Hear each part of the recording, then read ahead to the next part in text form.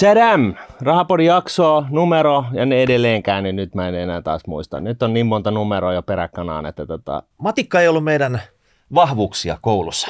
Niin, tai ehkä oli, mutta sitä ei kukaan huomannut, ei ainakaan me. Ja sitten ei ole tullut palautettakaan. Ei. Joo, hyvä. Jätetään tämä aihe tähän. Ollaan samalla laidalla, niin se tarkoittaa sitä, että meillä täällä tänään rumpujen pärinää vieras. Ja pidemmittä puhetta, tervetuloa Antti Järvinen, Googlen maajohtaja. Kyllä vaan. Onko se sun titteli vai onko se on mun titteli, kiitos paljon. Mä oon tämmönen kahden hatun mies, mä oon Googlen maajohtaja ja sen lisäksi mä vedän meidän Pohjois-Euroopan applikaatioliiketoimintaa. Okei, että sulla on monta rautaa, ainakin 2 tulessa. 2 tulessa ainakin, kyllä vaan. Tarkoittaako se sitä lähinnä, että sä oot Googlelta, niin silloin kun mä siihen hakukoneeseen laitan jonkun kysymyksen, niin sä oot siellä toisessa päässä vastaamassa niihin? Kyllä vaan, kaikki illat menee siinä. Kaikki suomenkieliset kysymykset, suomen kielellä esitetyt. 10 sormin järjestelmä toimii, koska ne tulee aika nopsaa. Joo, arvatkaapa montako Google-hakua suomalaiset tekee viikossa? No olisiko miljoona? Yli 200 miljoonaa. Okei. Oikeasti? Oikeasti. Ollaanko me maailman kärki tässä? Per capita. Mä en osaa vastata tuohon, siihen mulla ei ole dataa, mutta meillä on aina ollut korkea niin sanottu e-intensiteetti Suomessa. Meillä on koulutettua väkeä, niillä on hyvät laitteet ja ne on kiinnostuneita teknologiasta ja me ollaan tietoyhteiskuntana oltu aika pitkällä aika pitkään. Ja sen takia me nähdään tällaisia lukuja. Se ällistyttää kerta toisensa jälkeen, kun sen kertoo jollekin. Toi pitää selvittää nyt, koska tuossa kuulostaa siltä, että me voitaisiin olla maailman ykkönen. Mehän kansana tunnetusti rakastetaan sitä, että me ollaan maailman parhaita. Mä luulen, että amerikkalaiset on maailman ykkösiä tässäkin, mutta se mikä siinä on mielenkiintoista, niin on se, että 15% niistä hausta on jatkuvasti uusia. Ja mitä se tarkoittaa? Se tarkoittaa sitä, että miten me eletään meidän päivittäistä elämää ja miten maailma muuttuu ja miten tulee uutisia ja ajankohtaisia asioita ja uusia trendejä ja ilmiöitä ja tapahtumia ja sitä kautta se haut muuttuu, elää. Ja niistä 15% jatkuvasti uusia. Okei, joo. Se kertoo ehkä tästä elämisen tahdista myös. No kyllä. Mutta aloitetaanko ihan siitä, että sun esittelemisestä, ja me ollaan tunnetusti niin laiskoja täällä Rahapodissa aina oltu, että me laitetaan aina vieras esittelemään itsensä ja menin pönöttämiseksi, ja sitä, paitsi se antaa sitten tietynlaisia artistisia vapauksia vieraalle sitten nostaa esille miten haluaa, mutta kuka sä oot ja mistä sä tuut?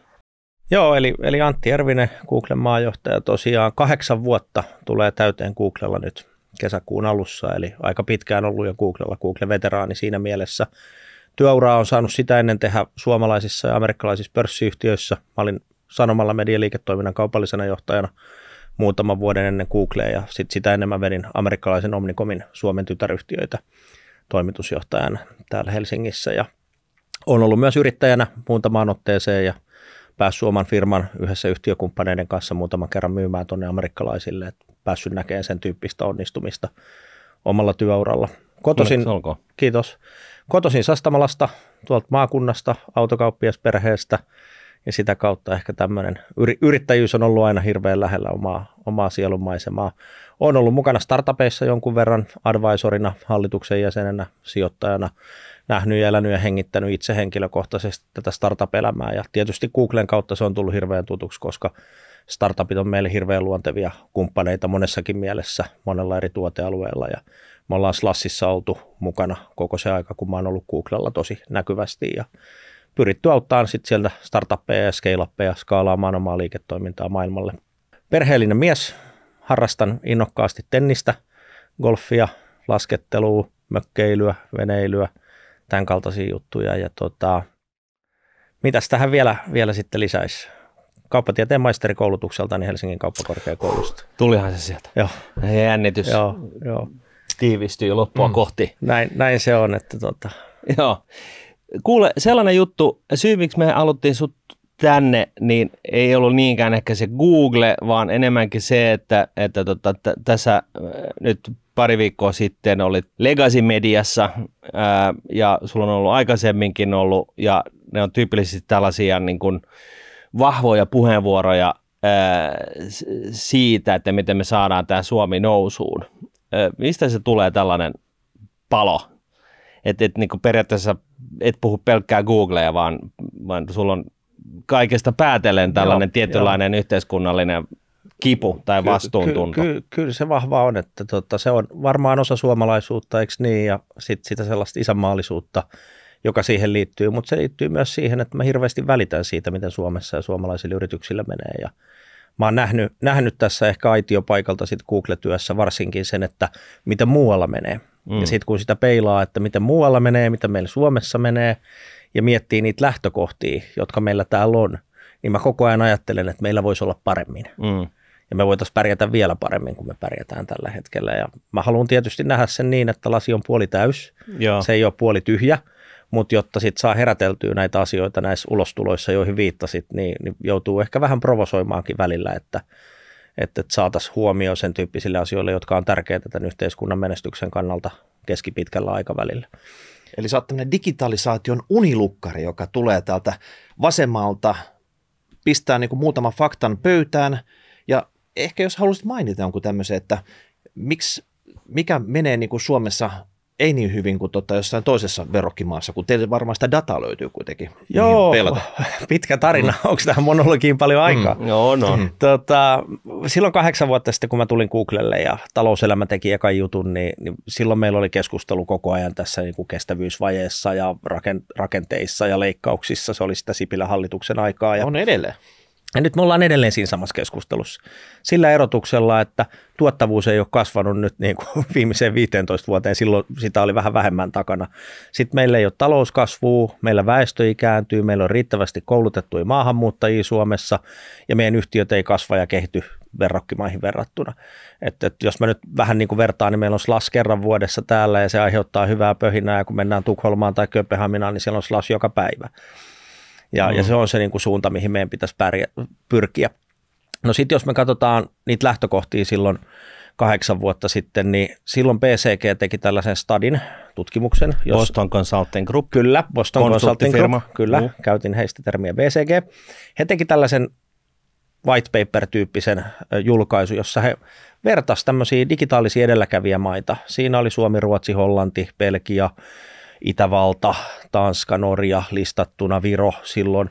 Ja katsottiin maita, jossa on hyvä infrastruktuuri, korkeakoulutus, ollaan EU-jäseniä, suurin osa tästä porukasta ja on kaikki mahdollisuudet lähteä ottaa hyötyjä digitalisaatiosta. Ja silloin nähtiin, että digitaalisten tuotteiden ja palvelujen osuus bruttokansantuotteesta oli Suomessa pienin verrokkimaihin nähden.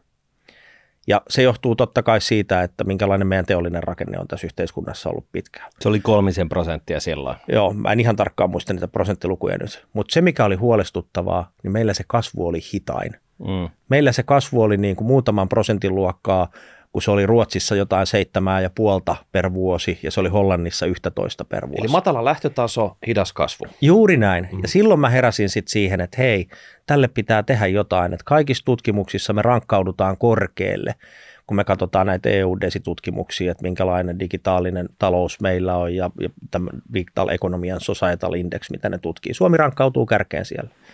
Mutta siitä huolimatta me ei saatu tehtyä siitä yhteiskunnalle hyvinvointia. Niin, eli Suomi on, siis Suomessa ei ole mitään vikaa tämän kannalta. Meillä ei ole mitään vikaa, meillä on aivan loistava lähtökohdat ottaa se hyöty irti. Mutta silti me ei tehdä, se ei vaan niinku konkretisoidu. Niin. Joo, silloin sitä ei tehty. No sitten me alettiin rapsuttaa yhdessä muun muassa verkkoteollisuuden kanssa silloin, joka oli osa kaupan liittoa, että no mille tämä näyttää niin kuin kaupan vinkkelistä. Ja me nähtiin, että suomalainen verkkokauppias myy keskimäärin 4 maahan, kun ruotsalainen myy silloin keskimäärin 9 maahan. Ja sitten me vaan voidaan kysyä itseltämme, että miksi. Koska se pääsy siihen teknologiaan ja niihin palveluihin ja niihin markkinoihin on tänä päivänä ihan yhtäläinen siitä lokaatiosta huolimatta. Oletko suomalainen, ruotsalainen, tanskalainen vai hollantilainen, kun sä lähdet sitä verkkokauppaa tekemään esimerkiksi. Ja tämän tyyppisten asioiden, ja totta kai tätä pitää sitten rapsuttaa syvällisesti toimialoittaa ja katsoa, että mitä meillä tapahtuu pankki-, finanssi-, vakuutussektorilla, mitä meillä tapahtuu vähittäiskaupassa, mitä meillä tapahtuu palveluissa, mitä teollisuudessa, mitä rakentamisessa, mitä matkailussa, jne. Ja sitä kautta, kun tätä katsotaan toimialakohtaisesti, niin me nähtiin ainakin Googlella silloin, että tässä on ihan valtavasti mahdollisuuksia. Ja ollaan oltu tekemässä tätä, sitten on ollut moni muukin yhtiö tekemässä, ja me ollaan kehitytty ja kasvettu. Pandemia, niin surullista kuin se olikin, oli kuitenkin loikka, joka sitten tämän tyyppisiin asioihin pakotti yritykset. Ja me päästiin sitten samaan aikaan myös pilvipalvelu siirtymässä verrattain pitkälle Suomessa. Mutta nyt me ollaan tulossa kiinnostavaan tilanteeseen, koska tekoäly on täällä ja se on totta tänään, tässä ja nyt. Ja nyt se kysymys tavallaan kuuluu musta, että miten tästä eteenpäin me varmistetaan, että Suomi ja Suomen kaltaiset pienet korkean koulutuksen, hyvän infran ja digitaalisen edelläkävijyyden maat pärjää jatkossa kilpailukykyisesti. Onko se enää tae, että sulla on korkea koulutustaso, sulla on hyvä infra ja sulla on korkea bruttokansantuote per capita, vai tasaantuuko tämä globaali kilpailu nyt tämän tekoälyn läpimurron kautta? Ja käykö tässä niin, että se opportunity, se mahdollisuus siihen taloudelliseen hyvinvointiin on suurin siellä, missä on absoluuttisesti suurimmat bruttokansantuotteet, tai siellä, missä on eniten populaatio maailmassa, vai siellä, missä on eniten absoluuttisesti koulutettua väestöä, ja niin edelleen, ja niin edelleen. Ja siis nämä on niitä kysymyksiä, mitä meidän pitäisi kysyä itseltämme, eikä tuudittautua siihen, että hei, meillä on nyt niin kuin hyvä infrastruktuuri, me rankkaudutaan korkealle näissä erilaisissa indekseissä. Mennään näihin. Mitä näissä, siis, että me vaan betonoidaan tämä juttu, että me ymmärretään, että niin kuin mihin nämä meidän edellytykset tässäkin niin kuin pohjautuu. Eli se tarkoittaako siis nyt sitä, että me ollaan tällaista insinööriskansaa, me adoptoidaan helposti kaikennäköisiä uusia teknologisia niin kuin ATK-härpäkkeitä, vai mikä on niin sanotusti Suomessa niin kuin sillä tavalla hyvin, kun ajatellaan niin kuin tällaista niin kuin esimerkiksi tekoälyä suomia mahdollisuuksia? Meillä on hirveän hyvä infra. Mitä se tarkoittaa? Siis johtoja. Tarkoittaa meidän johtojakaapeleita, verkkoja. Okay. Maailman ensimmäiset 3G, 4G, 5G, 6G-puhelut soitettu lienee Suomessa, eikö niin? Meillä on niin niitä ei ole koko maailmassa? Ei, näin ei ole koko maailmassa. Okei. Ja näin se infra ei toimi koko maailmassa. Meidän suomalaisilla yrityksillä ja tavallisilla kansalaisilla on pääsy huipputeknologiaan tämän infrastruktuurin kautta. Se on tietojen käsittelykapasiteetteja, se on pilvilaskentaa, sen käytön kustannus on kapasiteettiperusteista, eli maksat siitä, mitä käytät. Enää sun ei tarvitse ostaa 300 miljoonan supertietokonetta sun kellariin, jos sä oot iso teollinen yritys, sä voit ostaa sitä meiltä ja meidän kilpailijoilta ja sen käytön mukaan maksaa siitä. Meillä on yli 50% isoista yrityksistä koittanut erilaisia AI-applikaatioita, tekoälyapplikaatioita jo tähän mennessä. PK-yrityksissä se luku on vähän huolestuttavampi, se on vähän yli 10%. Mutta lähtökohdat on hyvät ja edelleen meillä on paljon valkokaulustyöläisiä Suomessa. Eikö niin? Insinöörikansaa, insinööriosaamista on paljon. Tutkimustoimintaa toki meillä on vähän vähemmän tällä puolella, tekoälypuolella ollut Suomessa. Okei, eli näin ei ole siis asiat kaikkialla maailmassa? Näin ei ole asiat kaikkialla maailmassa. Ei edes niin kuin Euroopassa? Ei edes Euroopassa. Okei, ja siis tämä suo siis niin kuin toisin sanoen, meillä on niin sanotusti kaistaa, bandwidthia, niin kuin hyödyntää tekoälyä, näitä niin kuin, suuria kielimalleja ja muita sillä tavalla, että me pystytään hyödyntämään tätä laskentatehoa. Me voidaan niin kuin meillä on niin kuin kaikki edellytykset valjastaa tämä teknologia niin kuin juuri arkiseen näin. Käyttöön joka palvelualalla tai joka alalla, tuote- tai palvelualalla. Joo, juuri näin. Kiteytit se hienosti. Ja tähän se mun ulostulo liittyy. Me teetätettiin tanskalaisella konsulttitoimistolla yhdessä teknologiateollisuuden ja Silo AI:n kanssa tutkimusraportti, jonka lopputulemana ne sanoi, että 25 miljardin bruttokansantuotteen lisäys vuotuisesti 10 vuoden kuluttua, jos me aletaan nyt ottaa tästä tekoälymahdollisuudesta kaikki hyöty irti. Ja sitten vielä näistä edellytyksistä. Meillä on yksi maailman tekoälymyönteisimpiä hallitusohjelmia tällä hetkellä. Okei, ja nyt ei ole siis kyse siitä, että meidän täytyy perustaa joku uusi porukka, joka menee jonnekin kellariin ja alkaa niin kuin tekemään jotain asioita, vaan nyt sä peräänkulutat sitä, että kaikki me, jotka eletään ja toimitaan ja vaikutetaan Suomen rajojen sisäpuolella, niin oli se meidän ammatti tai työkuva mikä tahansa, niin meidän täytyisi ottaa se tekoäly haltuun. Kyllä. Mä lainaan Mikael Jungeria, mä opin tämän häneltä kauan sitten, mutta tämä oli musta mielettömän hieno lause. On vaikea ymmärtää, millä ymmärryksellä pitäisi päättää asioista, joista ei aivan täysin ymmärrä. Mitäs vielä tässä, niin Suomihan on ollut hereillä. Sun artikkelissa kerrottiin, että 2017 jo Sipilän hallitus teki aikoinaan tämmöisen tekoälykirjaukset, että oltiin siinä ihan niin kuin Suomi oli maailman kummita hottia aikanaan. Siitä on 7 vuotta.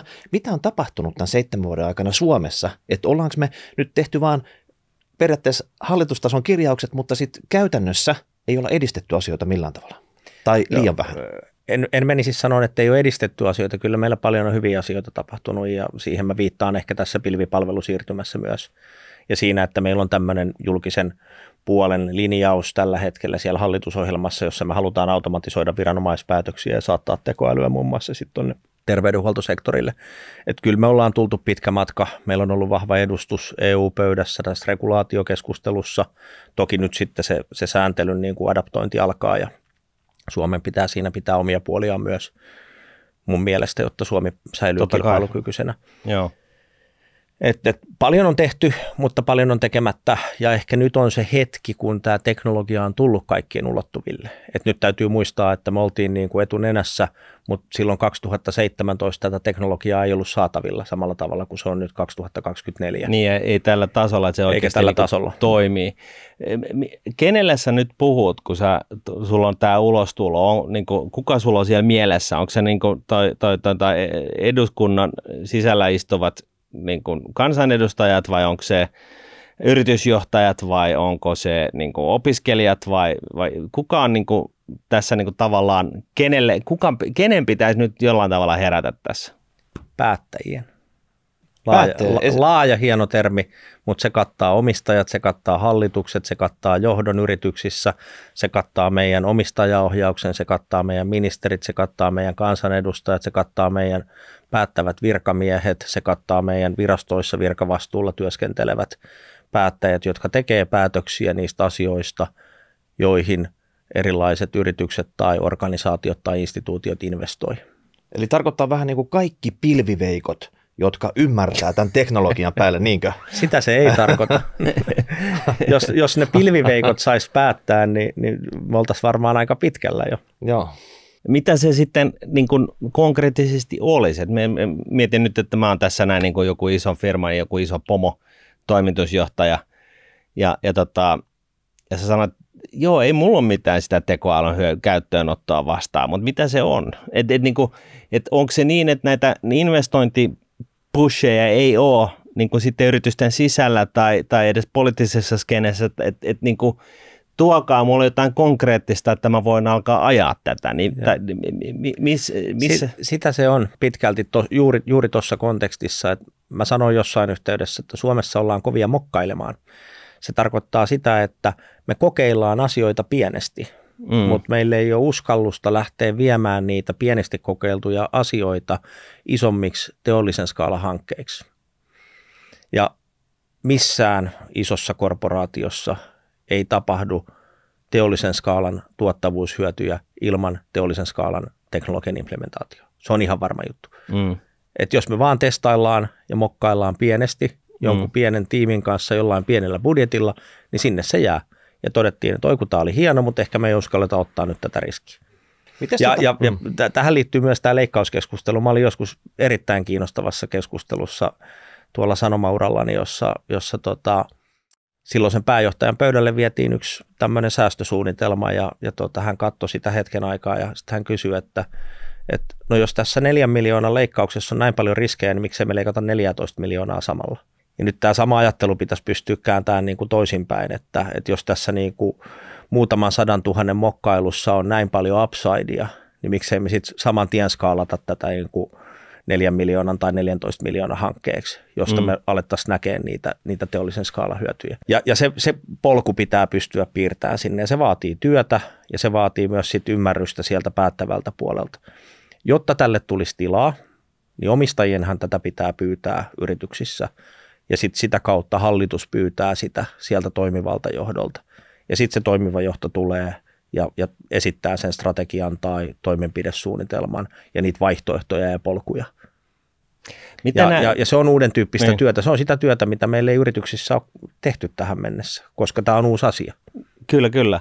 Pystytkö sä niinku konkretisoimaan niinku esimerkiksi, että jos niinku mitä nämä tällaiset niinku tekoälyhankkeet on, että saisi niinku kopin siitä, että se on vähän niin kuin omistajilta vaikea niin kuin vaatii hallitukselta mitään ja hallituksen vaikea vaatii niin kuin organisaatiolta mitään. Se ei voi olla sellainen, hei, että selvittäkää tekoäly. että missä suunnissa niin kuin tavallaan, mihin sitä tekoälyä voidaan käyttää? Sitä voidaan käyttää kohta lähestulkoon missä kohtaa vaan yrityksen operaatioita. Mutta jotain niin kuin konkreettista. Asiakaspalvelu, myynti. Eli siis puhelinvaihe. Kun mä soitan, niin siellä onkin tekoäly vastassa vai? Siellä voi olla tekoäly vastassa tai se tekoäly voi ohjata sut paikkaan, jossa sä hoidat itse palveluna sen asian. Chatbotteja on edistyksekkäitä niitäkin. Chatbotti on vain yksi vaihtoehto, miten asiat tulee hoidettua. Se voi liittyä myyntiin, se voi liittyä markkinointiin, se voi liittyä vaikka sun tuotetiedon hallintaan, se voi liittyä sun inventaarihallintaan, sun tilaustuotetoimitusketjun optimointiin, parantamiseen, se voi liittyä sun mihin tahansa teollisen skaalan prosessiin. Dataahan on saatavilla nykyään valtavasti eri järjestelmistä. Ja se tekoäly voi myös auttaa näitä järjestelmiä toimimaan paremmin keskenään yhteen.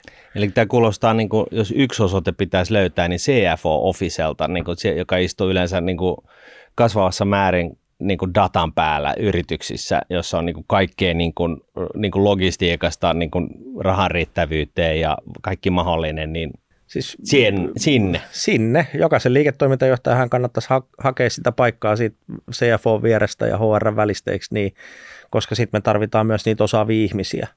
Ja tässä ei puhuta siitä, että meidän täytyisi lähteä vaihtamaan ihmisiä, mutta meidän täytyy uudelleen kouluttaa niitä ihmisiä myös siihen, että ne pystyy tämän tekoälyn kanssa toimimaan ja pystyy ottamaan sen hyödyn siitä irti.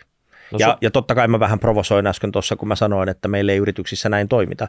Joo. Aikaisemmin mä sanoin, että yli 50% on kokeilu. Eli kyllä me toimitaan, mutta me ei toimita rohkeasti. Me ei toimita riittävän laajaskaalassa ja me ei pusketa niitä asioita läpi. Okay. Ja nyt mä puhun vähän niin kuin sense of urgencystä tässä, että meillä on kiire tämän asian kanssa, koska joku muu tekee sen sit, jos me ei tehdä. Et kun mä sanoin, että Ruotsissa tai Tanskassa on slash joka päivä, niin siellä on Tanskassa tosi kova vauhti, kun me katsotaan sitä tutkimusraporttia, joka liittyy tähän mun ulostuloon. Onko tämä niinku ICT kautta palvelualojen juttu lähinnä tämä tekoäly, vai Suomen suurimmat sektorithan on metsäteollisuus ja metalli, konepajateollisuus, niin miten niihin saa niinku lisäpotkua jollain tekoälyllä? Onko siihen joku selkeä näkymä? Siihenkin on näkymä olemassa. Tuottavuushyödyt on suurimmat siellä palvelualoilla. Se on eittämättä ja se tulee tässä tutkimusraportissa läpi, joka Implement Consultingin kanssa tehtiin. Sieltä näkee, että tuottavuushyöty on niin kuin kaksinkertainen suunnilleen tuolla palvelualoilla. Kaksinkertainen? Joo, suhteessa sitten esimerkiksi raskaaseen teollisuuteen tai rakentamiseen. Mutta sitten siihen väliin jää paljon sellaista, mikä liittyy raskaaseenkin teollisuuteen. Siellä on waste managementtia esimerkiksi ja niin kuin property managementtia ja tämän tyyppisiä asioita, siis kiinteistöjen hallintaan ja ylläpitoon liittyviä asioita, jossa me pystytään tekoälyllä saamaan mittavia hyötyjä aikaiseksi. Ja ne liittyy kaikki suoraan raskaaseen teollisuuteen ja siellä tehtäviin operaatioihin. Ja sitten itse tuotannossa mä tuossa äsken viittasin jo niin kuin tilaustuotetoimitusketjuun, materiaalivirtojen optimointiin ja tämän tyyppisiin asioihin, niin sieltä niillä pienillä parannuksilla, joita tekoäly valjastettuna voi tuottaa näille yrityksille, niin globaalissa teollisessa skaalassa voidaan saada yhtäkkiä tosi merkittäviä hyötyjä. Senhän ei tarvitse niin kuin montaa prosenttiyksikköä olla sen parannuksen jossain prosessissa, kun se tuottavuus paranee ja sitä kautta tulos paranee. Että näinhän se niin kuin isojen lukujen matikka toimii, että mitä isompi kantaluku, niin sitä isompi absoluuttinen somma pienellä prosentilla sieltä tulee ulos. Matikasta puhuttiin tuossa alussa. Joo. Ja sitten niin kuin Suomen ylipäätänsä, joka nyt on maantieteellisesti vähän sivussa, niin se olisi niin kuin sinänsä ihan toivottavaa, että meidän viennistä niin SaaS tai jotkut, eli tällaiset niin kuin software as a service-tyyppiset tekemiset tai jotkut palveluala, että tuohon saataisiin niin kuin kantoraketteja teipattua kylkeen, koska sillä ei ole väliä, missä näitä palveluita tuotetaan. Ja jos me nyt ollaan maailman napa siinä, että me ollaan kaikista kovimmat niin kuin koaksiidikaapelit, jossa menee niin kuin biljoona terabittiä niin kuin tuhannesosa sekunnissa, niin silloin kannattaa nimenomaan tehdä täällä. Just kuuntelin jotain podcastiakin siitä, että jopa ohjelmointia voidaan niin kuin kasvavassa määrin niin kuin hyödyntää tekoälyä sillä tavalla, että sä voit pyytää, että teet tällainen, joka tekee tätä, ja sitten se koodaa sulla jonkun pätkän. Että niin kuin, kyllähän tässä niin kuin ihan konkreettisestikin on niin kuin paljon Kyllä vaan joo, tekoäly tekee koodia tällä hetkellä jo. Että se on niin kuin ihan mieletön juttu. Ja sitten siellä toisessa päässä se auttaa ihmisiä voimaan paremmin, että se skaala on laaja ja niitä mahdollisuuksia on ihan mielettömästi, kun niitä alkaa rapsuttaa. Joo, mä oon ajatellut, että musta tulee koodaaja tässä niin kuin päätoimen ohella, että Mites kun sä oot maajohtajana, sä oot käytännössä Googlen lähettämä suurvisiiri täällä Suomessa, silmät ja korvat sitten, mitä tapahtuu, niin miten sä raportoit pääkonttoriin tätä, että periaatteessa se infra oli kondiksessa, myönteisyyttäkin löytyy näiden uusien, me ollaan insinöörikansa, niin kyllähän me nyt otetaan kaikkea uusia gadgetteja ja widgetteja käyttöön, vähän testaillaan näitä, myönteisyyttä löytyy, mutta jossain on se käsijarru, on se henkinen tai joku fyysinen käsijarru, joka estää sitä, että tämä Suomen ICT kautta palvelualat lähtisi kuin tikka masalasta liikkeelle. Kysy montaa kysymystä samassa. Vastaan siihen ensimmäiseen. Siis lähtökohta on se, että mun roolissa maajohtajana, niin mun tehtävä on, mä sanon tämän mieluummin englanniksi, niin kuin bring the best of Google to Finland and bring the best of Finland to Google. Et Google on iso globaali yhtiö, sillä on globaalit tuotealueet ja sitten sillä on regionissa go-to-market-operaatio ja myyntioperaatio ja asiakastukiooperaatio. Me tuodaan kuluttajille meidän tuotteet, palvelut saataville ja sitten meillä on se tietojen käsittelykapasiteetti ja totta kai kehitetään omaa softaa valtavasti näihin meidän tuotteisiin ja palveluihin, mitä meillä on. Meillä on Haminassa datacenter. Siellä totta kai me katsotaan yksikkökustannuksia, se on yksi maailman johtavista datacentereistä, pyörii yli 90% uusiutuvalla energialla, joka tuotetaan Suomessa, tuulivoimaa, 5 tuulivoimapuistoa komissioituna pitkillä kahdenvälisillä ostosopimuksilla, tosi makea juttu täällä Suomessa meillä. Samaan aikaan meillä on täällä go-to-market-operaatio, meillä on 30 000 yritysasiakasta, siellä johtotähtenä meillä on tämä suomalainen peliklusteri, joka on maailman mittakaavassa Googlelle tärkeä, eli mä käytän tällaista termiä, että we are punching above our weight, kun me katsotaan Googlen linssin läpi. Höyhen sarjalainen tappelee niin kuin raskaan sarjan liigassa. Juuri näin. Ja et sitä kautta me ollaan niin kuin hyvässä tilanteessa kaiken kaikkiaan. Ja sitten meillä on täällä tosi aktiivinen kansa, että meillä on niin kuin korkea meidän kuluttajatuotteiden käyttöaste suomalaisten keskuudessa. Se on tosi makea juttu. Tässä yritysasiakaspuolella meillä on tosi paljon partnereita, jotka pitkälti elää tästä Google-ekosysteemistä, eli tuottaa kaupallisia palveluja myyntiorganisaationa tai palveluorganisaationa tai teknologiaintegraattoreina sit suomalaisille yrityksille. Et ollaan niin kuin kiinteä osa tätä suomalaista yhteiskuntaa ja joskus on tutkittukin sitä arvonlisää ulkopuolisten toimesta, että mitä se meidän läsnäolo ja mitä meidän tuotteiden ja palvelujen läsnäolo tarkoittaa Suomessa PKT:lle ja ne on tosi ilahduttavia lukuja. No sit tätä me raportoidaan totta kai, eikö niin, että miten suomalaiset käyttää meidän tuotteet, palveluja, miten meidän yritysasiakkaat käyttää niitä tuotteita ja palveluja ja siinähän totta kai sitä raha vaihtaa omistajaa, että olemme kaupallinen kasvava yritys. Onko tässä Suomessa iso railu, että on toi porukka, joka ei integroitunut teidän palveluihin, sillä menee hyvin, sillä menee sika hyvin niin kuin maailman mittakaavassa ja sen jälkeen sitten koko loppusuomi, niin se on niin kuin alisuorittaa ihan törkeästi. Sillä kun ei me taputella tässä vaan toisemme selkää tässä rahapodissa, se ei ole tämä konsepti täällä, vaan me niin kuin pureudutaan tähän niin kuin asian ytimeen sitten, että mikä nyt kinnaa, mistä tästä niin kuin päästään eteenpäin, sillä tavalla, että tuntuu, että tässä on niin kuin 2 ihan eri maailmaa tämän yhden valtion sisällä, niinkö? Joo, en mä lähtisi ollenkaan noin sanoen, että ei Google ole tässä niin kuin sateentekijä Suomelle yksinään missään nimessä, mutta toki ilahduttavasti me on nähty, että me on saatu olla lähellä niitä suomalaisia kasvutarinoita ja suomalaisia menestystarinoita, ja niissä meillä on ollut iso rooli kumppanina näille yrityksille. Ja me ollaan siitä nöyrän kiitollisia ja onnellisia, että me ollaan saatu sitä tehdä näiden yhtiöiden kanssa yhdessä. Että se on makea juttu, se on win-win ja mä aina sanon kaikille meidän kumppaneille ja kaikille meidän asiakkaille, että kun te pärjäätte, niin me pärjätään. Mutta se ei mene niin päin, että me pärjättäisiin ensiksi. Niin. Että kyllä ne meidän asiakkaat ja kumppanit pärjää ensiksi ja sitten me pärjätään. Onko tässä mitään yhteistä nimittäjää näillä teidän kumppaneilla? Et kun puhutaan nyt paljon siitä, mikä on vaikka historia, miten ATK, sen käyttö on vaikka firmoissa kehittynyt, niin onko nämä kumppanit semmoisia, että ne vieläkin pyörittää omaa serverihuonetta ja siellä niitä omia salaisia softia ja itse kehittää niitä, vai onko nämä nyt lähtenyt sillä tavalla, että ostaa teiltä käytännössä palvelut ja keskittyy enemmän siihen niin kuin omaan bisneksensä, suhteessa vaikka johonkin muuhun? Meiltä tai meidän kilpailijoilta, että siellä on hyviä kilpailijoita. Onko teillä kilpailijoita? Meillä on paljon kilpailijoita. Niin kuin datakeskuksissa ehkä? Tietojen käsittelykapasiteettiahan on tarjolla tuolta Amazonilta merkittävästi. Onko niitä Suomessa? Niin, kaikkihan se on saatavilla siitä huolimatta, että missä se datacenterin lokaatio on. Oracle investoi tällä hetkellä maailman mittakaavassa isosti tietojen käsittelykapasiteettia ja niin edelleen. Minne? Ympäri maailmaa. Miksei Suomeen? sitä sun pitää kysyä heiltä. Mä en osaa ottaa heidän puolesta kantaa siihen asiaan, mutta ehkä mä sanoisin sen niin kuin Googlen puolelta niin päin, että kyllä meidän läsnäolosta on varmasti paljon oppeja ollut suomalaiselle yhteiskunnalle se, että me ollaan Haminaan niin paljon investoitu, joita Suomi voisi hyödyntää paremmin. Et mä puhun sen ehkä niin kuin näin päin, että et kattokaa, että miten iso datakeskus meillä on Haminassa ja miten monta kertaa sitä on laajennettu.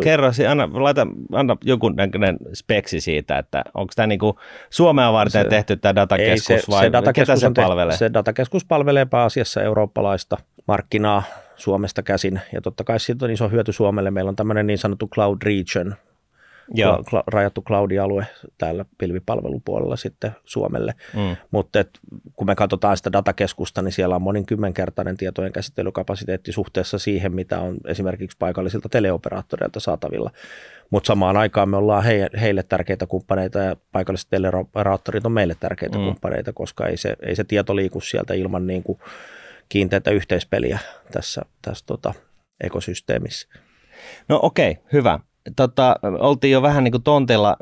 Me ollaan täällä Rahapodissa muutamaan otteeseen niin ehdotettu sellaista ajatusta, että koska myöskin ulkomaisten tekemät suorat investoinnit Suomeen me jäädään jatkuvasti jälkeen niin kuin meidän verrokkimaita Viroa ja Ruotsia, niin meidän pitäisi tehdä niin, että me otetaan se joku isokenkäinen päättäjä ottaa vaikka presidentin lentokoneen alle ja lähtee kysyy maailman 50 menestyneemmältä yritykseltä, että mitä se vaatisi, että seuraava biljardi-investointi tulisi Suomeen.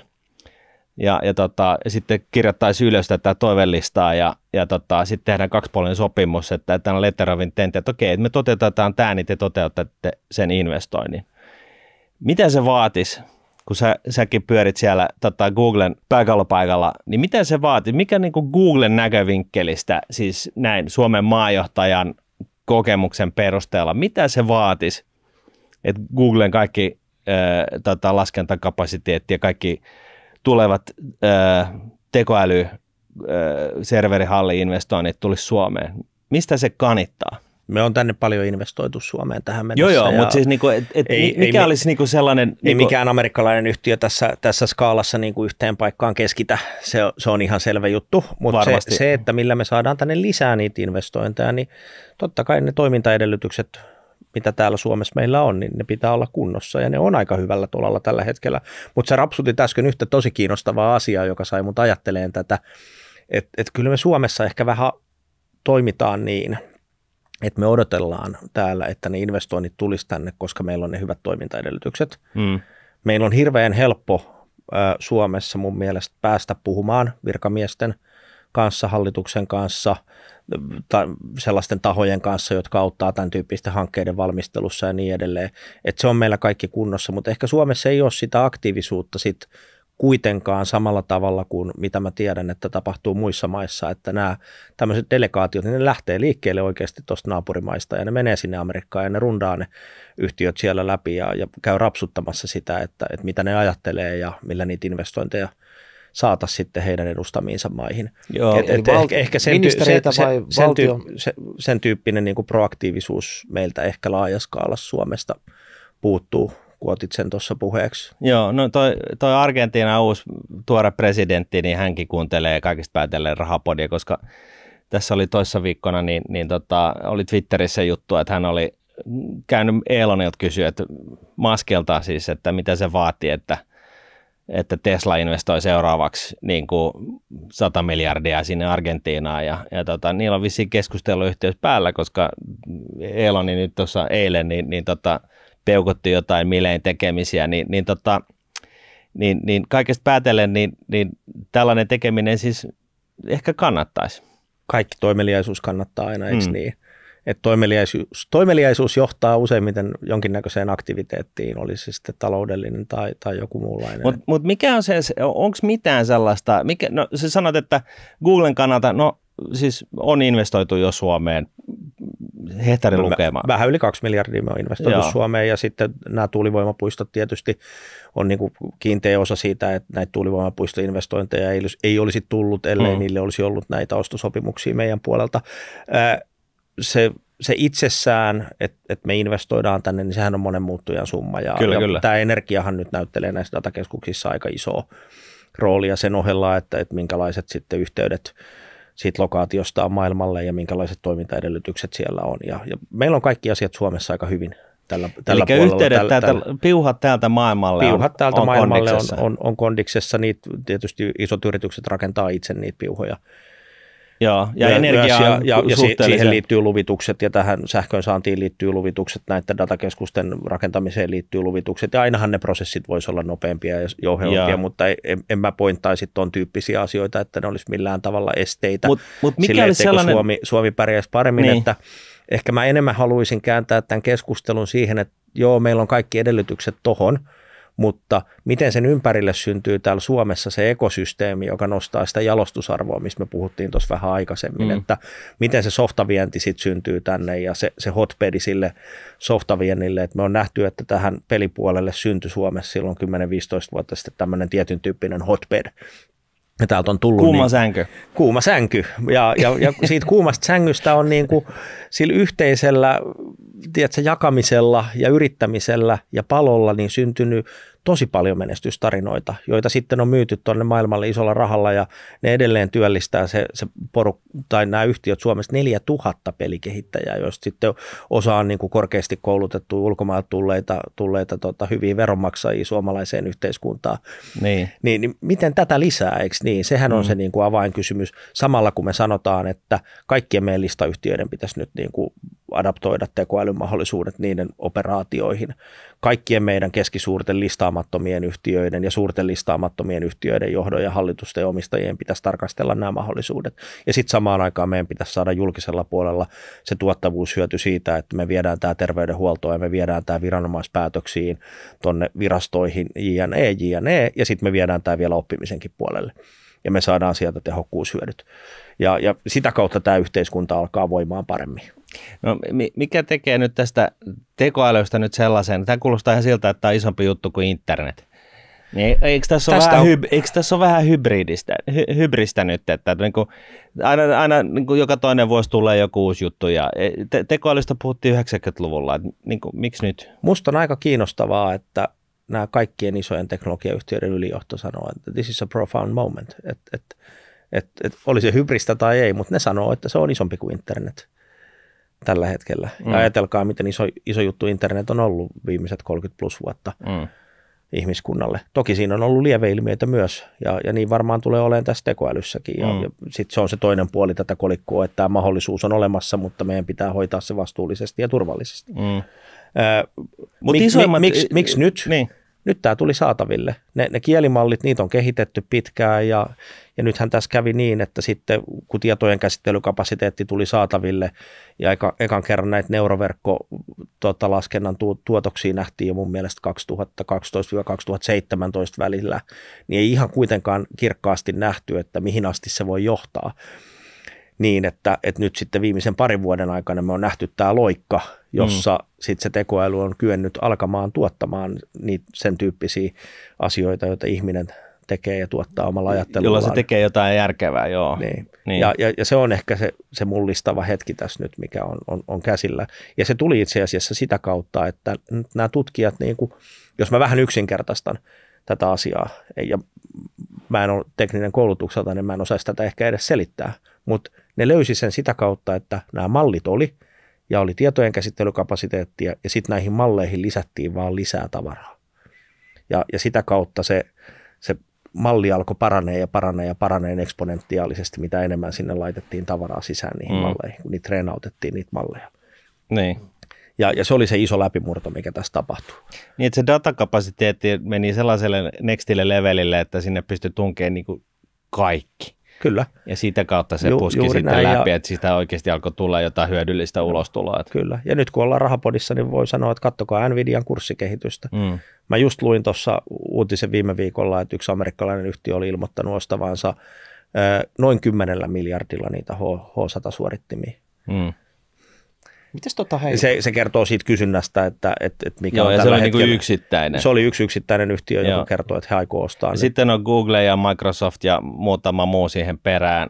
Joo. Te toki kehittätte myöskin jo omia ratkaisuja, mutta kyllä vaan. ehkä enemmänkin softapuolella. Joo, sekä sitten itse siellä rautaa. Joo, kyllä. Mites nämä, nykyiset varmaan nämä konesalit, ne on sitä vanhaa, tätä hakukonemaailmaa, ja nyt uudet investoinnit mahdollisesti sitten liittyy tekoälyyn. Onko nämä suurin piirtein, voiko näitä kategorisoida sitten, että on niin kuin 1.0 ja sitten on 2.0 vai Voi ja ei. Mä tiedän, onko siitä kuulijoille hyötyä, että lähdetään purkaan auki sitä, miten datakeskuksia rakennetaan. Totta kai siis koko tämän ajan Sundar, meidän pääjohtaja, sanoi muistaakseni jo 2016, että Google is an AI first company. Et silloin me alettiin jo talon sisällä uudelleen kouluttaa meidän insinööriresursseja tekoälymaailmaan ja aikakauteen.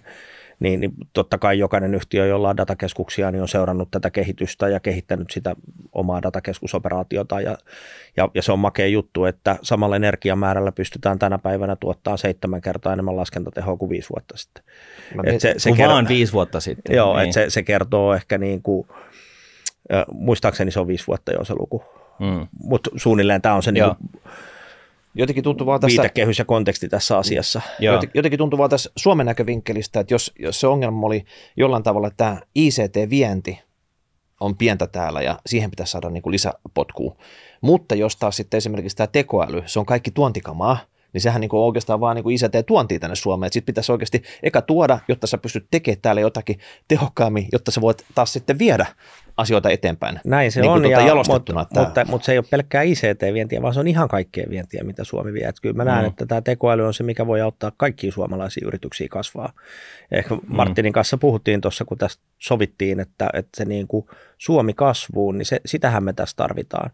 Että meidän pitää saada meidän bruttokansantuote kasvuun, ja meidän bruttokansantuote kasvaa, jos meillä tuottavuus paranee julkisella puolella ja yksityiset yritykset kasvaa, kehittyy, kansainvälistyy. Ja sitten se markkina on aina suurempi Suomen rajojen ulkopuolella kuin Suomessa. Kyllä. Niin kuin kotimarkkinayritysten kasvulla niin suomalainen hyvinvointi ei parane. Eli tässä on 2 polkua, että niin kuin, mistä mekin ollaan niin kuin vähän implisiittisesti keskusteltu. Yksi on se, että meidän pitää saada se olemassa oleva business niin kuin hyödyntää tekoälyä täysmittaisesti niin, että me saadaan niin kuin kohtalaisen pienillä investoinneilla mahdollisimman iso tuottavuusloikka, eli tuottavuus paranee, eli tarkoittaa sitä, että me saadaan aikaiseksi enemmän parempaa vähemmällä. Se on niin kuin just sitä itseään.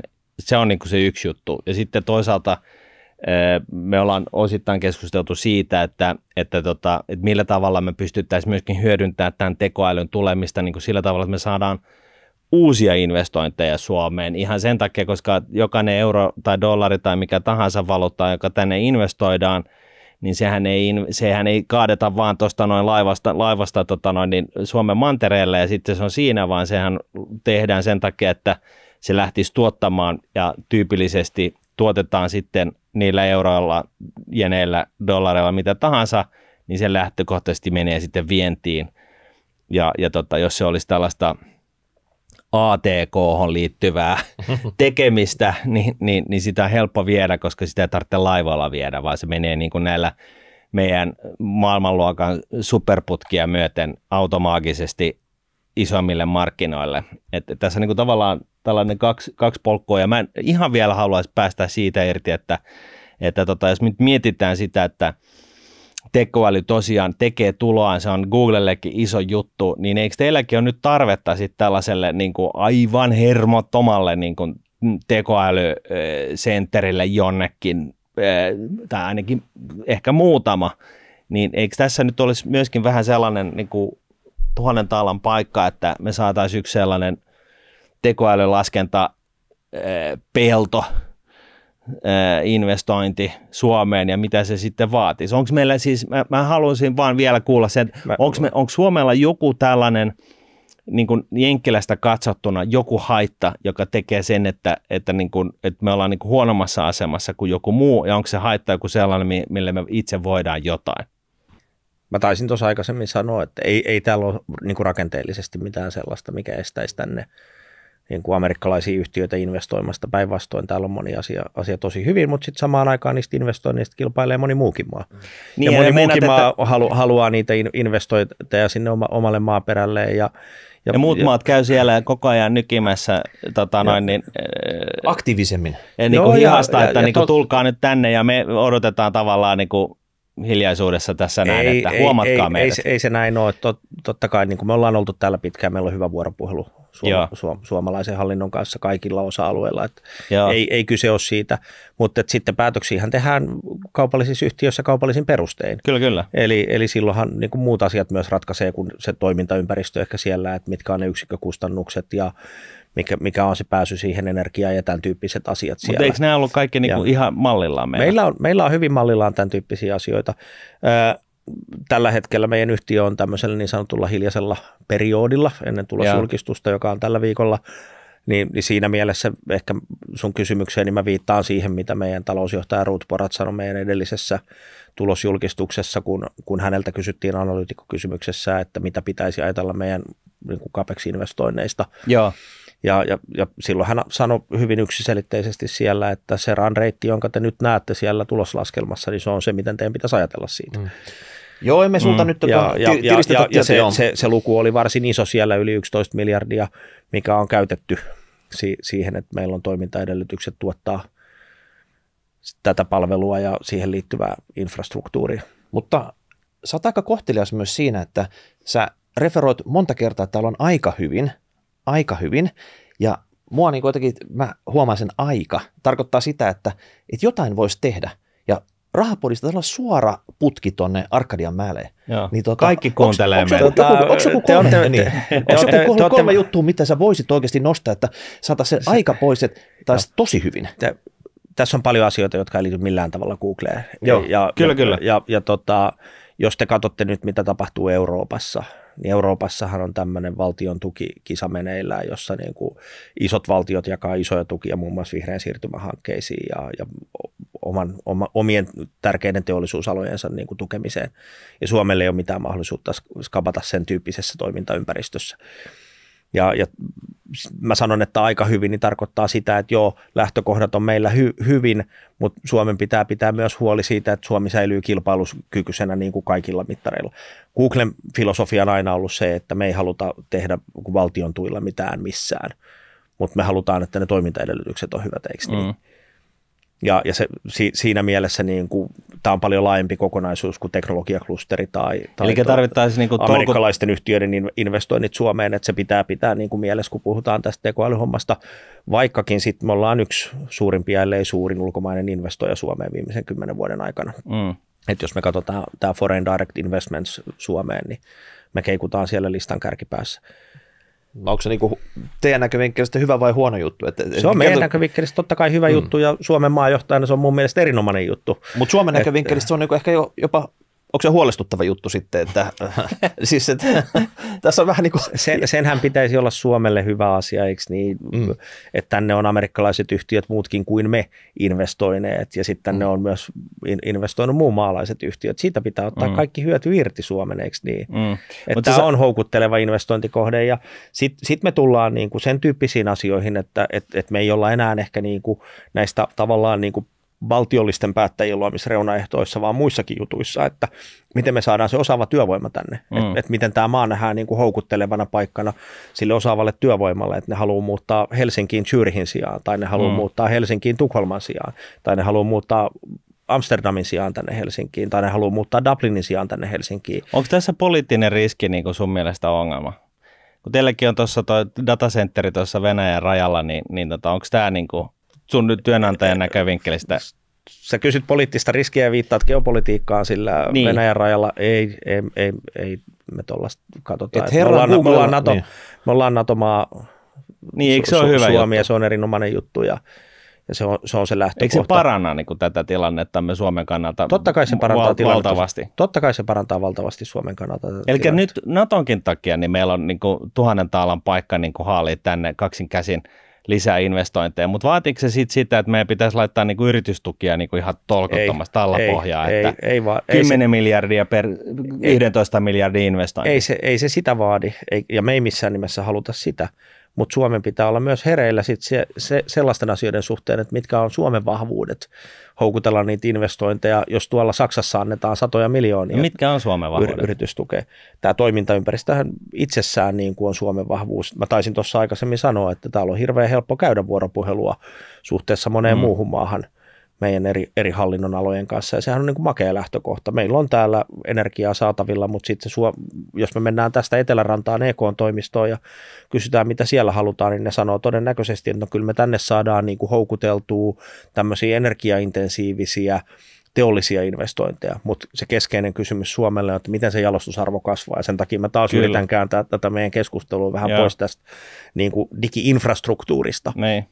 Että se digi-infrastruktuuri itsessään, niin se on mahdollista, mutta sitten se, mistä se arvonluonti yhteiskunnalle tapahtuu, niin tapahtuu siitä, että se teknologia valjastetaan kaikille toimialoille. Joo, mutta sitten toisaalta, jos meillä on digi-infrastruktuuri hotspotti, sulla on hotbedi, mä oon käyttänyt sanaa hotpotti, niin sekin on mahdollisuus. Joo. Jokainen mahdollisuus on chanceit, vai miten se meni? Suomessa, jos puhutaan siitä ICT-klusterista ihan muutama sana, niin se on muistaakseni joku 6,5% Suomessa PKT. Eurooppalainen keskiarvo on jotain 5% tällä hetkellä euroalueella muistaakseni, ja Jenkeissä se on 10%. Ja jos Jenki ICT-klusteri kasvaa tällä hetkellä nopeammin kuin eurooppalainen ICT-klusteri, niin me ei tulla koskaan saamaan sitä kiinni. Ja se on yksi semmoinen havainto, joka kannattaa ehkä tehdä, kun miettii näitä asioita, mutta se ei tarkoita sitä, että meillä Suomessa voitaisiin erikoistua johonkin, josta tulee taas meille sitten niin. No pitäisikö Suomen panostaa just tähän erikoistumiseen, koska nyt tuntuu, että Suomi tutkii ja vähän kaikkea, mitä on, kun se on niin kuin jostain harvinaisista kielistä johonkin muinaismuistoihin ja joka alalle koulutetaan tutkijoita. Pitäisikö Suomi oikeasti valita ne 5 kärkihanketta, että pari olemassa olevaa klusteria ja pari tulevaisuuden klusteria, mihin oikeasti satsattaisiin ne kaikki, pistettäisiin ne kaikki munat samaan koriin? No ei ne kaikki munat samassa korissa ole, jos niitä on 5 vaikka. Et mun mielestä ehdottomasti kyllä, että eikö kaikki liikkeenjohdon oppikirjat ole tätä toitottanut 100 vuotta, että niin kuin erikoistu, fokusoi, segmentoi ja niin edelleen. Muistan kuuleeni semmoisen keskustelun nyt tästä hiljattain valtioneuvoston käymästä kehysriihestä, että minne se 400 miljoonaa nyt allokoidaan sit sieltä, joka voidaan laittaa niin kuin digitalisaation vauhdittamiseen näihin tekoälyhankkeisiin. Ja kyllä se niin kuin keskustelu siellä niin kuin EK-rajapinnassa oli hyvin yksimielinen siitä, että se pitäisi laittaa 1 tai 2 paikkaan, että sitä ei pidä niin kuin sirpaloida moneen suuntaan, koska muuten sille ei ole riittäviä vaikutuksia. Kyllä mä valitsisin niin kuin pienelle maalle sen erikoistumisen strategian. No nyt puhuttiin 1000 tohtoria, ehkä valittiin mille alalle ne 1000 tohtoria koulutetaan, niin olisiko se 1000 tekoälytohtoria?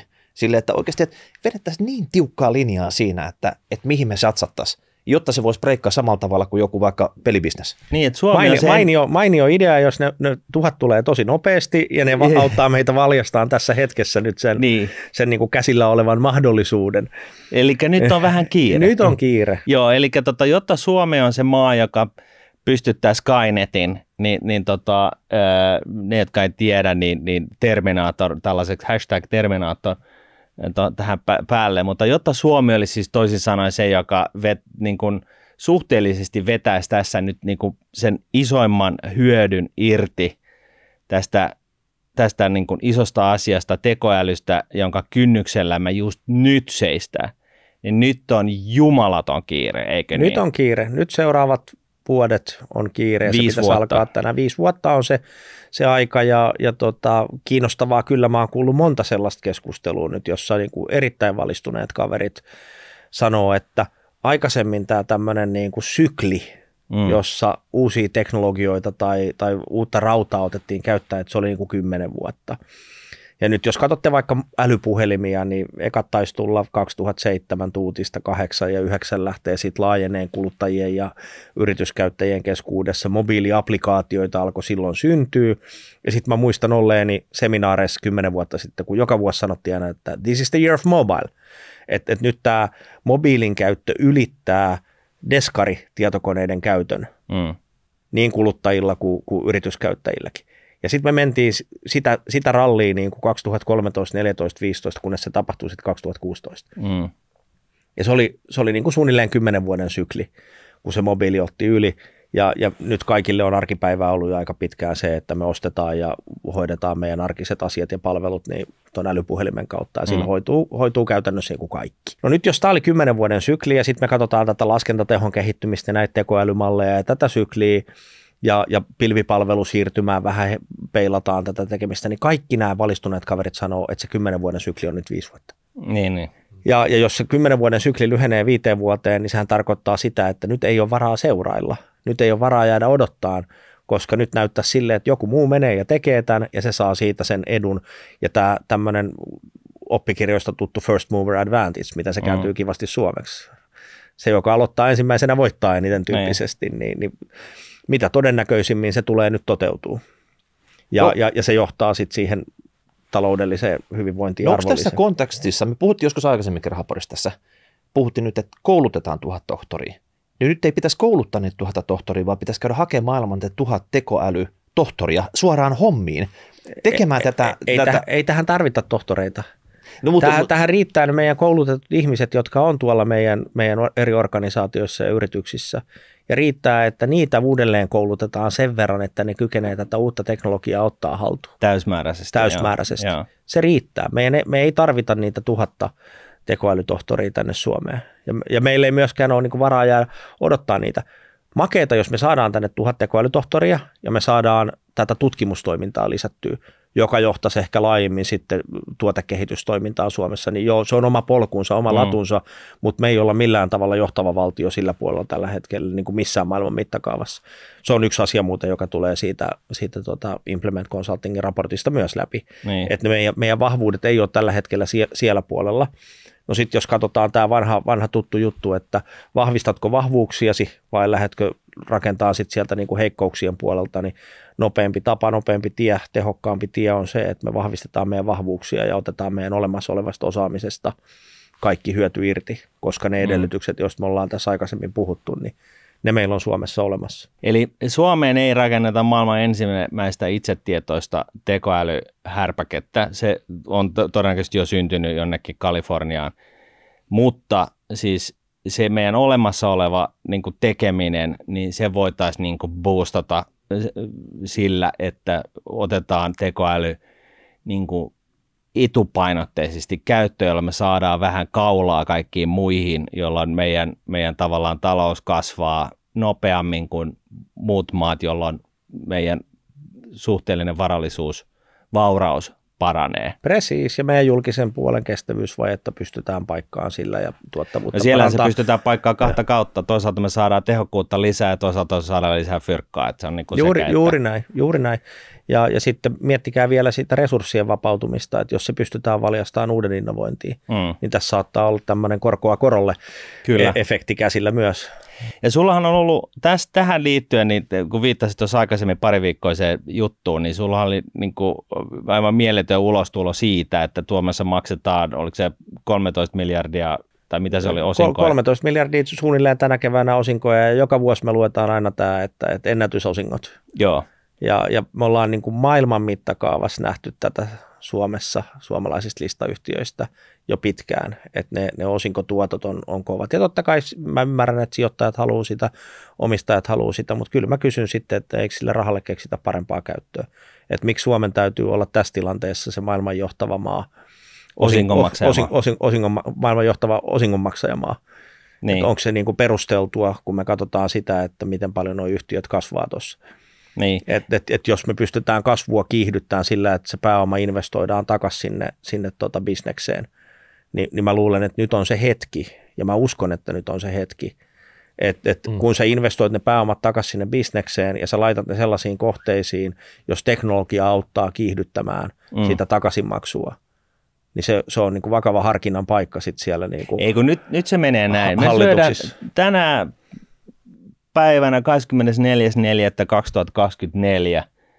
oikein sellainen eeppinen päivämäärä, niin me lyödään Rahapodissa kiinni, että suomalaiset yritykset lopettaa osingonmaksun per nyt, eikö niin? Ja sijoittaa ne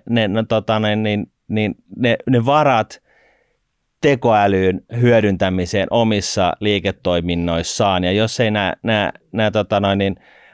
yritysjohtajat näissä kyseisissä yrityksissä tätä ymmärrä, niin nyt sitten kaikille omistajille terveiset, että pistäkää hallitukselle viestiä, että hallitus laittaa operatiivisen johdon miettimään niin kuin just tätä näin. Ja sieltä voi katsoa sieltä oman tilinpäätöksen viimeiseltä riviltä, että paljonko resursseja kullakin yhtiöllä siihen on. Ne osinkorahat ei mennä makseta enää ulos, vaan nyt se menee suoraan tekoälyn valjastamiseen, joko Googlen avustamana tai jonkun muun. Eikö niin? Mä tykkään tosta, että sä veit tämän mun provokaatio, jolla mä sain sen otsikon, niin vielä 2-3 pykälää pidemmällä. Rahapodissa me tehdään tällaisia palveluita itse kullekin.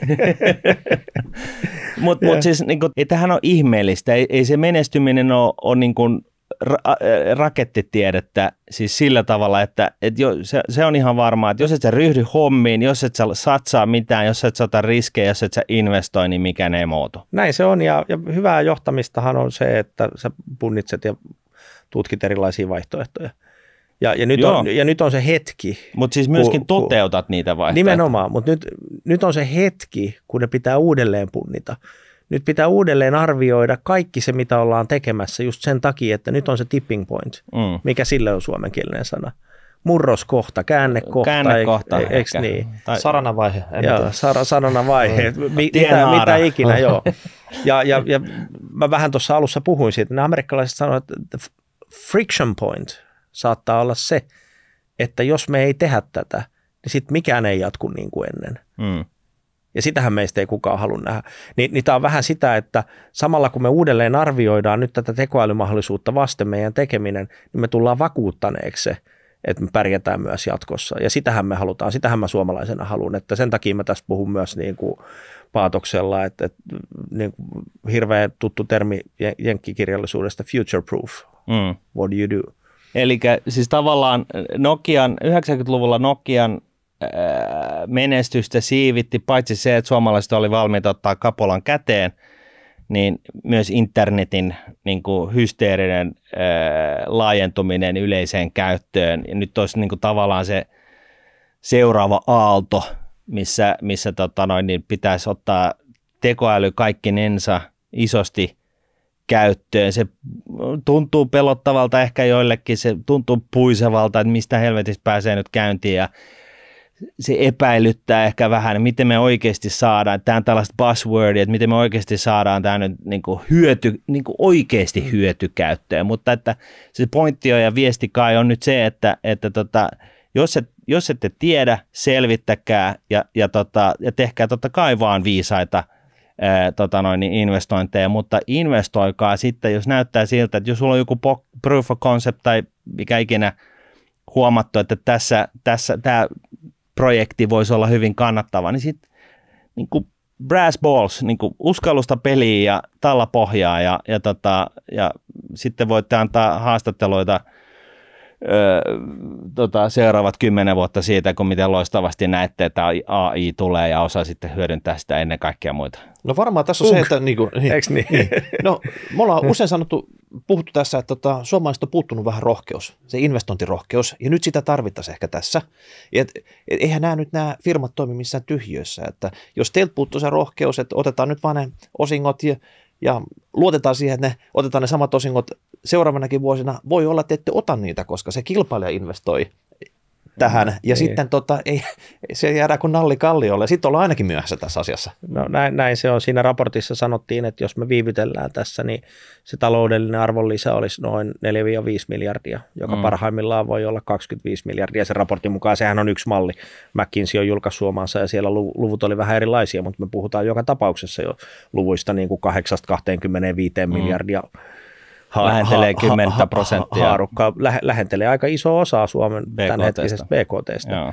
Niin sitten se kysymys on, että onko meillä varaa niin kuin missata tätä? No ei tietenkään ole. Kaikki ymmärtää, että meillä ei ole varaa missata sitä, varsinkin jos kaveri tekee sen myös. Ja tässä vähän voisi vetää vertauksen tällaisen niin kuin siltainvestointiin, että tässä on niin kuin tässä viittaamassa tutkimuksessa niin on lähinnä tutkittu sitä, että jos yhdistät 2 kaupunkia, niin niiden keskinäinen talous alkaa voimaan paremmin, tai siis niiden yhteenlaskettu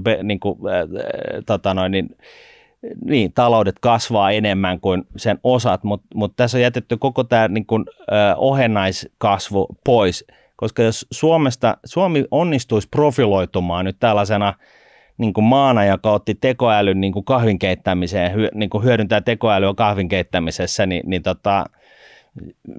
kaikesta muusta puhumattakaan, niin sillä voisi olla niin kuin aivan mielettömiä kerrannaisvaikutuksia sitten kaikkeen muuhun, ja me voitaisiin saada uudenlaista hotspottia synnytettyä, siis Slushin lisäksi tänne näin, ja ehkä sitten jatkossa saada sitten samasta syystä niitä uusia datahalleja tänne näin, myöskin niin kuin, Amazonilta ja muilta. Meillä olisi tällainen niin kuin tekoälyserveri park täällä. Meillähän on muuten lumitietokone täällä Suomessa, joka on hieno valtiollinen hanke. Kerro siitä. Meillä aikanaan ministeriössä päätettiin, että lähdetään tämmöistä supertietokonetta Suomeen hankkimaan, ja se on hankittu, se on tuolla Kainuussa, ja suomalaiset tutkijat ja yhtiöt, muun muassa Silo AI, käyttää sitä ja oman porokielimallinsa rakentanut tämmöisiin erittäin niin kuin kohdennettuihin käyttötarkoituksiin. Että se on hieno, tekoälyyn nimenomaan. Erittäin hieno niin kuin kansallinen hanke kaiken kaikkiaan, ja sieltä saattaa tulla kansainvälisen mittakaavan läpimurto. Että halusin tämän kertoa tässä, että ei tule mielikuvaa, että näitä datacentereitä tai supertietokoneita olisi vain amerikkalaisilla yhtiöillä, että ei se ole suinkaan totuus. Onko tämä joku salaisuus? Mä en ole ikinä kuullutkaan mistään lumitietokoneesta. Ja porokielimallista. Ja porokielimallista.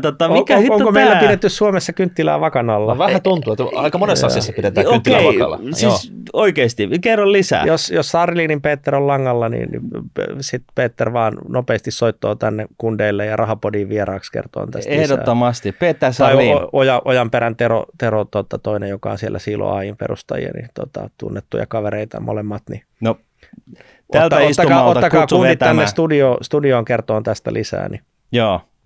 Joo, mutta tämä kuulostaa just taas tällaiselta, että jos tämä olisi tehty Amerikoihin vastaavilla niin kuin vastaavalla intensiteetillä, niin siitä tietäisi ihan niin kuin jokainen taksikuskikin. Ja nyt Suomessa on tehty jotain maailman huippuluokkajuttuja, ja siis se on niin kuin sellainen vaiettu salaisuus. Joo, siis Suomessahan vaikka tehdään hienosti asioita, niin niistä pitäisi vähän myös markkinoida niitä jollain tavalla. Ehkä samalla tavalla kuin ruotsalaiset, kun mietitään jotain, niin eka tehdään se PowerPoint ja ruvetaan myymään, ja sitten se homma ehkä valmistuu 5 vuoden kuluttua, jos sillä on kysyntää. Suomessa pakerretaan nyt näitä omassa pikkukammiossaan, ja sitten lopuksi katsotaan, kun saadaan jotain myytävää, niin onko täällä ostajia? Että se mentaliteetin muutos ehkä tässä samassa yhteydessä. Näin se on. Sehän on vanha vitsi, jossa englanninkielisen vitsin kertoo tähän, että it takes a Finn to build up an industrial design. Then it takes a Swede to brand it. Then it takes a Dane to sell it to the rest of the world, while the Norwegians are enjoying their oil money. Joo, se on, voin allekirjoittaa. Mulla on pikkasen kokemusta niin kuin Suomi-Ruotsi-maattelusta siinä mielessä, että mä oon ollut Ruotsissakin duunissa samalla alalla, ja kyllä se niin kuin hinkaamisen aste, kun hinkataan se niin kuin asiakaskokemus niin kuin maaliin visuaalisesti, käytännössä, asiakaspalvelu, siis siihen käytetään niin kuin 80% koko firman tekemisestä ajasta, ja sitten 20% sitä, että niin kuin ruuvataan ne kilkkeet paikalleen, että Suomessa taitaa helposti, tai sellainen mielikuva on, ehkä tämä on jo vanha, kun haluaisi uskoa, että tämä on vanha, että Suomessa saattaa olla toisinpäin. Se on polarisoitunut totta kai se todellisuus, mutta on meillä vielä sitä paljon, että me ajatellaan, että hyvä tuote myy itsensä. Ja nyt kun me mietitään globaalia kilpailua, niin kyllä se löydettävyys on niin kuin ihan keskeistä. Ja sen jälkeen, kun se on löydetty sieltä verkosta tai applikaation kautta se tuote tai palvelu, niin sitten se design merkkaa aika paljon, ja se käyttökokemus, koko se look and feel ja helppous siinä palvelumuotoilupuolella. Niin. Ja sitten se, että se löytyy sieltä, niin sehän vaatii niitä markkinointiponnisteluja. Josta Miikka ehdotti tässä näin, että jokainen Suomen suurlähetystö, joka on tuolla ympäri maailmaa, niin nyt tallapohjaa, niin valjastetaan ensisijaisesti kaupallisiin tarkoituksiin. Joo. Ja toisisijaisesti jakamaan niitä passeja niille suomalaisille turisteille, jotka on hukannut ne jossain paikallisessa yökerhossa. Tiedättekö, että luulen, että toi mahdollisuus on olemassa. Mä oon jonkun verran saanut tavata näitä lähettiläitä ja puhua meidän UM:nkin ihmisten kanssa ja ne mielellään tekee sen, ne lähetystöt, että ne auttaa suomalaisia yrityksiä tuolla maailmalla kansainvälistymään ja tarjoaa tilojaan käyttöön. Nyt vaan bonarit pydeen. Ehkä se, mitä pitäisi tehdä, niin niiden pitäisi markkinoida myös sitä mahdollisuutta lisää, jotta suomalaiset yritykset laajamittaisemmin hyödyntäisivät sitä. No tässä nyt sitten kerrotaan kaikille, kun kaikki suomalaiset, ainakin yritysjohtajat tietenkin tunnetusti kuuntelee Rahapodia, niin kaikille tiedoksi Suomen suurlähetystöt ovat teitä varten olemassa, he vievät teidät maailmalle, siitä vaan luuri käteen ja UM-sivulta löytyy varmaan puhelinnumerot suoraan ihan jokaiseen suurlähetystöön, että tämä on tämän päivän juttu, siinä menee varmaan se 4-5 tuntia, että soittaa sen koko rosterin läpi. Niin, siellä UM:ssä on mainio teknologialähettiläs myös Stefan Lindström, eli häntä kannattaa lähestyä näihin teknologiaan liittyvissä. Se Stefan Lindström UM:ssä, hän on teknologialähettilään tittelillä. Oikeasti? Kyllä, ja makea rooli niin kuin suomalaisessa mittakaavassa. Yksi esimerkki tämmöisistä jutuista, avauksista, mitä meillä on Suomessa tehty hyvin, jotta meillä olisi näitä toimintaedellytyksiä. Okei. Onko rosteri täynnä? No ehkä semmoinen keventävä loppukysymys sitten, että jos sä tarvit apua firman sisällä, niin saat sä sitä apua teillä vai sanooko sun kollega sulle, että KVG? Google on ihan mieletön firma siinä, että sitä apua löytyy ja sitä tarjotaan aktiivisesti. Se on organisaatiokulttuurissa sisään rakennettu, että ihmiset haluaa auttaa toisiaan ja ne haluaa auttaa toisiaan pärjää ja menestyyn. Ja sitten jos se henkilö, jota sä lähestyt, ei tiedä vastausta sun kysymykseen, niin se todennäköisesti tietää jonkun, joka löytää jonkun, joka pystyy sua auttaa. Ja sillä tavalla niin mä oon hämmästynyt päivästä toiseen, että miten 190 000 työntekijän yhtiö pystyy olemaan niin nopea, ketterä ja joustava moneen suuntaan samalla, kun se toteuttaa hyvin päämäärätietoisesti sitä omaa strategiaansa. Eli tässä on yli 700 000 julkishallinnon työntekijälle niin kuin haastetta. Eli me tehdään, niin kuin, saadaan keskinäinen auttaminen kunniaan ja jeesataan myöskin niin kuin julkispuolelta yksityiselle ja yksityiseltä takaisin julkispuolella, niin me saadaan Suomi nousuun. Silläkin saadaan Suomeen nousuun. Siis se mitä mä en kuule koskaan Googlella on se, että ei kuulu mun työnkuvaan. No eihän nyt kukaan varmaan enää tänä päivänä sano. Mutta te tiedätte, mitä mä tarkoitan. Kyllä. Ja kuulijat tietää, mitä mä tarkoitan. Ja tätä mentaliteettia meillä ehkä on vähän liikaa suomalaisessa työelämässä. Niin. Oli kiintoisa polveileva keskustelu. Tässä oli varmasti hyviä eväitä Suomelle, yrityksille ja vaan ihan semmoisille, jotka haluaa tekoälyyn päästä kiinni, että mistä tarttuu nyt seuraavaksi ja miten oma ura lähtee ehkä eristää tästä. Kiitoksia vierailusta Antti Järvinen. Ja sijoittajien kannalta, niin nyt tiedätte sitten, että tämä niin kuin, osinkojen sadonkorjuu täällä suomalaisten osakkeiden osalta, niin se loppui tähän jaksoon. Pahoittelut siitä, mutta se vaurastuminen tulee sitten enemmänkin niin kuin osakekurssin arvon nousun muodossa tästä hetkestä eteenpäin, eikö niin? Niin, ja mä ehkä kysyisin itseltäni, jos mä olisin sijoittaja, että sijoitanko yhtiöön, joka hyödyntää tekoälyä täysimääräisesti, vai sijoitanko yhtiöön, joka jättää sen hyödyntämättä sen mahdollisuuden. Mä toivon, että mä onnistuin tässä osaltani innostamaan, tutkimaan aihetta lisää. Kiitoksia keskustelusta, hyvät herrat. Kiitos. Kiitoksia ja laittakaa palautetta #rahapodi, rahapodi@nordnet.fi. Ensi viikolla taas uudet kujeet. Moi moi. Moi moi.